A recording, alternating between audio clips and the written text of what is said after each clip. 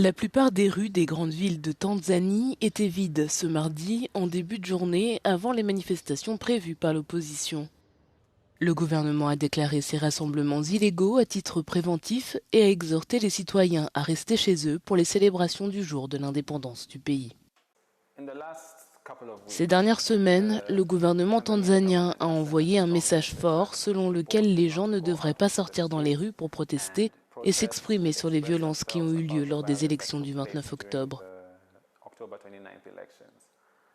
C'est très problématique car les gens ont le droit de s'exprimer et de parler des choses qui les concernent. Je pense que les autorités tanzaniennes vont essayer d'empêcher les gens de sortir dans la rue et de manifester parce qu'elles ont envoyé un message qu'elles ne tolèrent pas. Des camions de police et des agents à pied ont patrouillé mardi matin dans la capitale commerciale Dar es Salaam, dans la capitale administrative Dodoma et dans la ville d'Arusha, dans le nord-est du pays. Depuis la mi-novembre environ, nous avons recensé un certain nombre de cas de personnes ramassées à leur domicile et dans la rue par des hommes en civil. Un certain nombre de ces personnes ont ensuite été signalées par la police comme ayant été arrêtées par elle. Selon la police, ces personnes appelaient à manifester et à descendre dans la rue.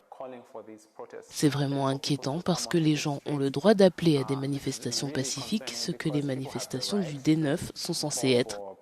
Et à mon avis, c'est juste un signe que les autorités tanzaniennes sont de plus en plus intolérantes à l'égard du droit des gens à se réunir. Des militants ont appelé à des manifestations suite à la victoire du parti au pouvoir lors d'une élection contestée le 29 octobre, qui a donné lieu à 3 journées de protestation au cours desquelles des centaines de personnes ont été tuées et plus de 2000 ont été arrêtées.